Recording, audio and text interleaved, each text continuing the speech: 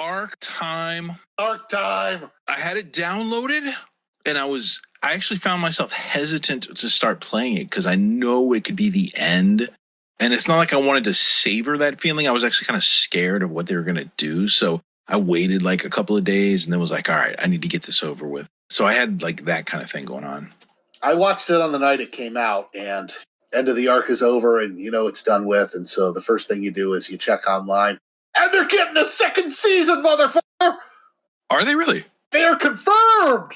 Really? Wow. I did not know that. Skaboosh! Skaboosh!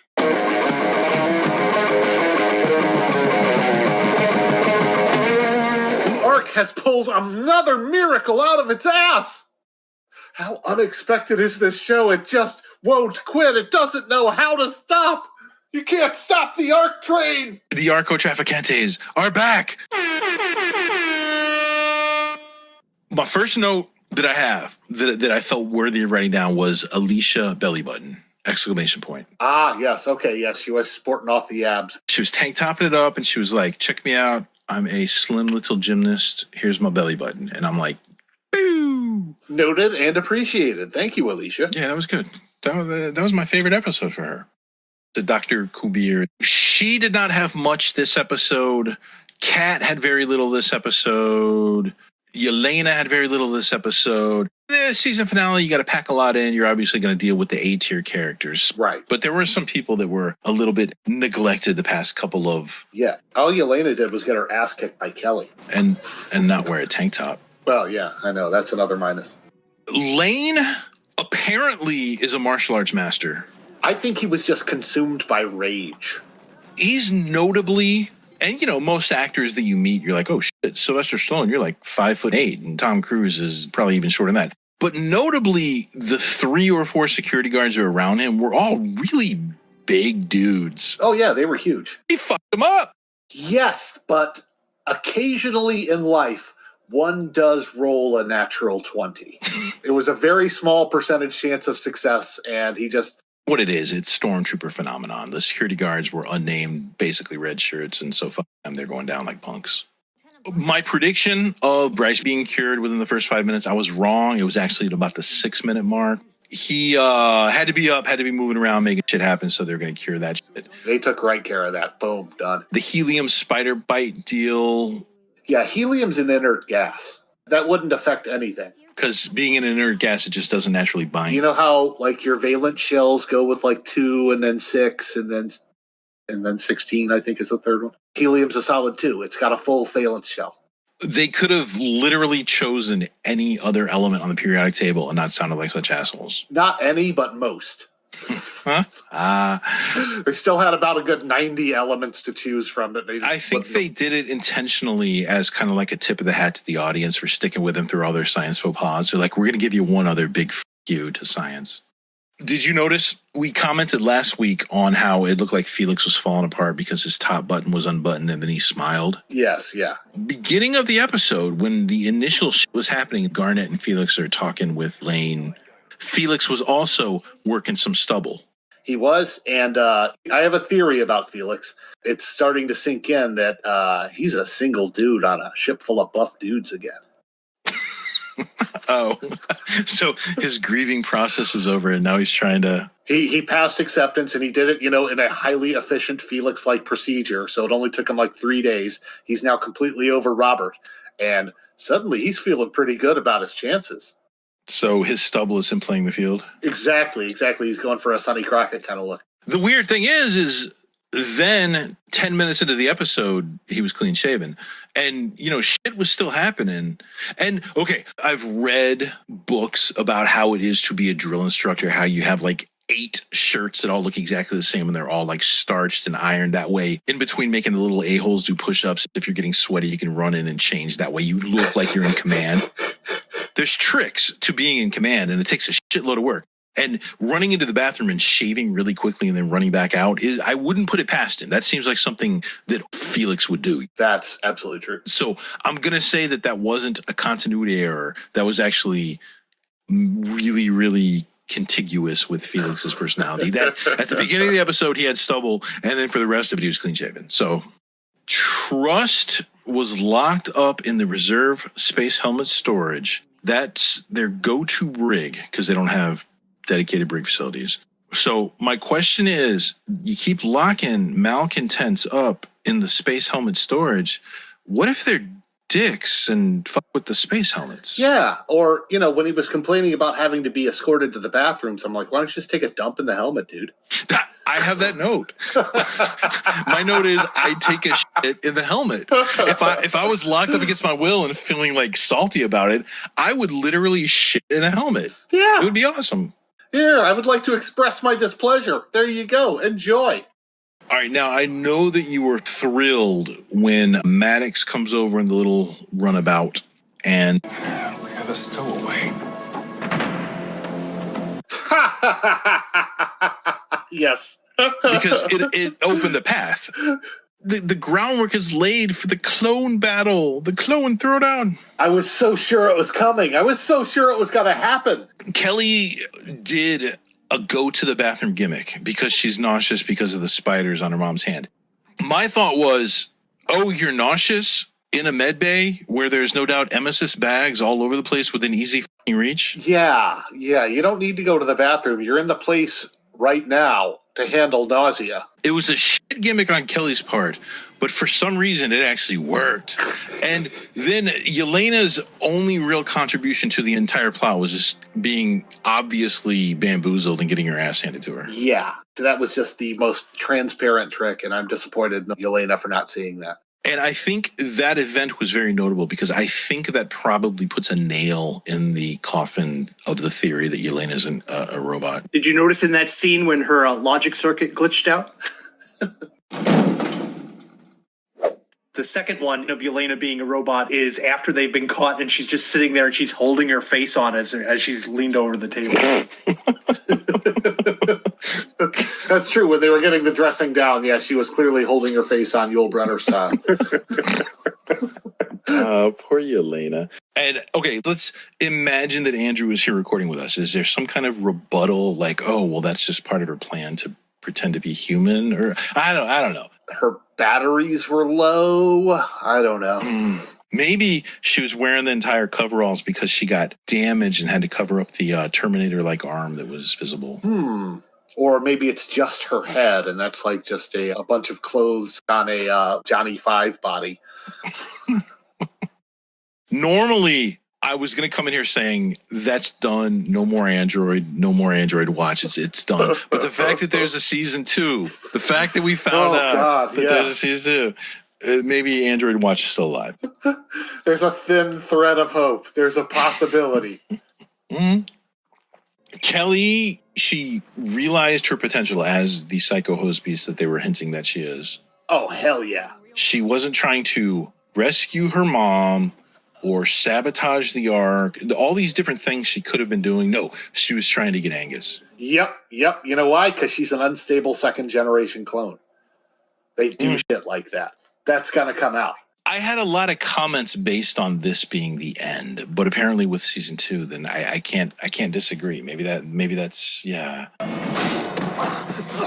She's like the dude from Mystery Men. I shovel well. I shovel very well. I thought that entire Kelly arc, not having her fight Sharon, not having them reveal her awesome clone. Let's say, okay, we demand a reason for Kelly's combat prowess, her inexplicable combat prowess. Yes. Well, now that there's a season 2 coming, I can maintain that they absolutely must have some explanation. Yes. They have preserved that as a mystery into next season. So you're saying it's still a directed plan by the writers. It's not girl boss bullshit. They've shown that they can explain girl boss bullshit satisfactorily. And I expect that to continue. Okay. Trust is evil. Oh no! Trust is evil. What? It's so evil. What? He like engineers a scenario where he's like, yeah, they're going to pay for my wife, which, you know, is kind of explicable. I kind of get where, I don't think it was so much trust being evil. I think it was trust being incredibly egotistical. And pissed. Yeah. And the whole world revolves around him, and how dare they strike at my wife?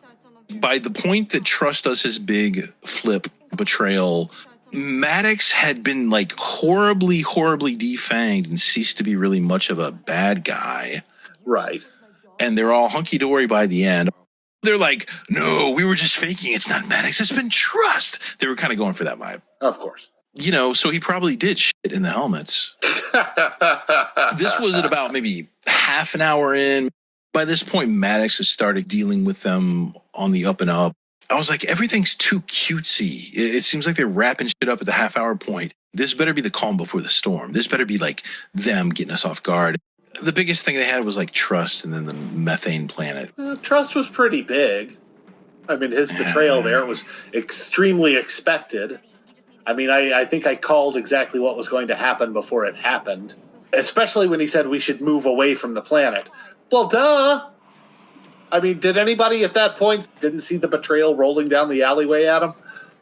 And then the methane ocean. No one could have possibly foreseen that or done anything to possibly... Why not just zip around the planet? It'd take like 5 minutes. Also, they've landed these large devices down on the planet. Did nobody test what they were landing on? Has nobody been down there? They missed an ocean of methane, a literal ocean. How do you miss that? If you have a methane ocean on your planet, it doesn't blow up the planet. It smelled like farts, though. It's not a supernova. It's not going to do that. At worst, it burned up the atmosphere, but I don't think... Are we dealing with an atmosphere? Do they have... They had an atmosphere on the planet, yeah. Which, you know, considering a methane ocean, would have almost certainly have had to have been a methane atmosphere. You can't just have a methane ocean in an oxygen atmosphere. That's not going to work. They would have scanned the atmosphere, except then the story wouldn't have been able to end or happen or whatever. They could have made it happen in so many other ways. Yeah, that was just a fail. Okay. That was a big fail. Yeah, that was a gigantic fail. How about this? How about Trust's devices fail? How's that? They're too powerful. They rip the planet apart. It starts blasting chunks of planet in all directions. What I didn't like about the ending sequence was they made a momentous decision based on really risky, all right, we're probably going to die if we don't do this, let's go for it. And they do it. And literally like 2.5 minutes later, accomplished success, new emergency, 2.5 minutes later, it was, they didn't let any single point marinate for even like a minute. It was just, this one, and then this one, and then it was a little breakneck speed towards the end. It was clunky. I can understand their incredibly strong instinct was to really violate the shit out of some physics before the season was over. Pack all that in. Yeah. They went a few episodes without doing any egregious violations, so they probably had like a backlog. They were saving it up for a planet-sized violation. I guess looking back on it, if the ARK didn't ass rape Einstein and Newton simultaneously as we're watching the show, then it wouldn't be the ARK. Did you notice that after they all were like celebrating, yay, because they survived and saved the day, did you notice the weird moment between Lane and Garrett? Not really, no. Was there a weird moment? They hug each other and then they back away kind of sheepishly and kind of like do the like whole like... Yeah, you'll see it. Oh, a little tension there between the two of them, huh? Interesting. Right. Big question. What happened to the detachable force section? No mention of the ability to detach the force section. Yes, no mention of that at all. The Next Generation, Star Trek, what did they do? The very first episode, they just couldn't wait. They just couldn't wait to detach that goddamn force section. And so are we going to credit the ARK people with showing some restraint or just abandoning it altogether? I would suspect it's been abandoned altogether. We'll never see that happen. Maybe it didn't fit into the story and they got it in their back pocket if they need it. For season 2. I suspect they had it in the tech specs, and then budget-wise, they did not have enough money to do that with their CGI models and stuff. They just ran out. So they'll probably do that at the very first episode of next season. They'll pull their encounter at Farpoint moment then. Because they've been smacked right in their forward section on ARC 1. Maybe you want to detach that, stick ARC 15s on there. About like Breva's now out in the open and big and it's consummated, and you think they're just going to let that happen second season? You think what complication are they going to throw at Breva? Because what's the other answer? They're just going to like get married, have a healthy relationship. You can't have that. We need a complication. Are they going to bring back her husband? Are they going to separate the two of them? Are ARK 1 and ARK 15 going to go towards different planets and they're both going to each end up on a different ship? I have a suspicion of what's going to happen. What do you think? What's your predictions for season 2? Either Yelena or Cogner is going to be pregnant. Okay. Ah, look at that. Interesting. What about Eva? She got a new outfit. That was kind of like when Princess Leia changes outfits. Yeah. She had I actually thought of that when she had the straight hair and stuff. I'm like, oh, it's Ewok Village Leia. Just in time to find out that Bryce is her brother. He's my brother. Oh. Maybe they'll do that. Speaking of controversy. There's a thing that could happen. Oh, my. I wouldn't put it past the ARK to do that. And I also wanted to mention how Alicia's didn't happen. Yeah, they were all awkward and shit again, even after she shoveled a mofo. You've both grown a little bit as people. Couldn't you have maybe displayed that on the closing episode? You're going to keep playing with this for a whole nother season? Predictions for next season. We're assuming the Proxima B is completely blasted and they're going to have to figure something else out. I like Go Back to Earth. Do I like that? Yeah, I like that. I like Go Back to Earth too. Yeah, I think they might have to. Really, my prediction is the ARCs are going to split up. They're not going to be able to sustain both crews on one ARC, so they're going to have to keep both of them going, and they're going to end up going in two different directions, and the intent is not to split up the main crew, but it's going to accidentally happen. Some emergency is going to occur. And they'll follow both of them and not just let 15 run off into the black? No, I think they'll both go to the same place, but different things are going to happen that are going to put them off in different adventures, sort of like that fourth season of Farscape. We still need to know about Felix's daughter. That is absolutely a thing that's good. What about if another ARC shows up at the beginning of next season? There are more ARCs farting around. Another ARC. It has even worse decor than ARC 15. Garnet has her whole cloniness to explore. My final notes. No Kelly resolution because they kind of douched her this final episode. Yeah. Maddox completely defanged. Kind of a Mephisto ending. A lot of wasted potential. I could have written such a better ending. Big whiff. My final comment was that was an ending that a show that is assured of a second season could get away with, but not the ARC. A show that knows is coming back and knows it doesn't have to rush to cut all the threads and close all the circles. And when they wrote this episode, they had no assurance at all. So I'm still going to level that accusation against them. But apparently, since they're coming back for season 2, it all worked out. And I'm kind of psyched for season 2. My critical evaluation of the final couple of episodes where they were a little less than I'd come to expect from ARC. But on the other hand, the fact that the ARC has come so far, we've been on such a journey. It's been such an arc. Oh my God, it's been an arc. I'll say this. This is the first series that we've ever done weekly, because doing things weekly is kind of a pain in the ass. It does suck. And we didn't even really commit to watching the whole thing at the start. It just kind of evolved over time. Right. Because, the first episode sucked balls. We made fun of it, and that could have been the end of it. But then we came back for 2, and we came back for 3. And there was just something about it. Just some little kernel that just kept saying, hey, no, take a look at another episode. Come on. Yeah. You're at the Special Olympics, you're not really that amused. The athletics aren't that great, but you just start rooting for that one retarded boy who keeps falling down in the 100-yard dash or whatever. And who knew? Who knew he would come back and fucking win it? Well, I'll say in this case, he came back and made 4th place, and we were all cheering for him. He finished. Do they have hurdles in the Special Olympics, or is that just cruel?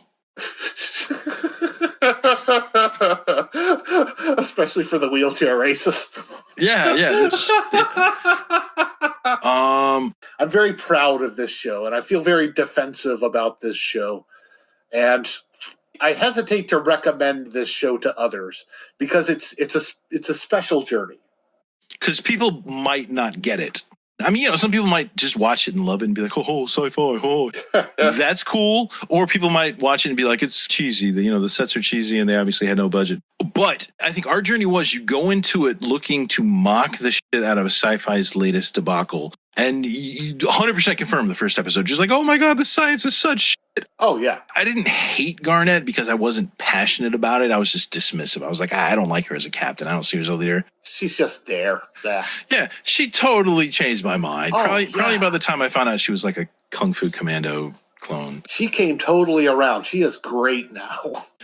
Spencer Lane. We was Lieutenant Bitchy Face Douchepants for the whole like first 4 episodes. I kept comparing him to Starscream. You know who was cool without fail throughout was Felix. Oh, Felix, yeah. Felix was awesome right from the start. He is MVP of the season. He is the breakout new character.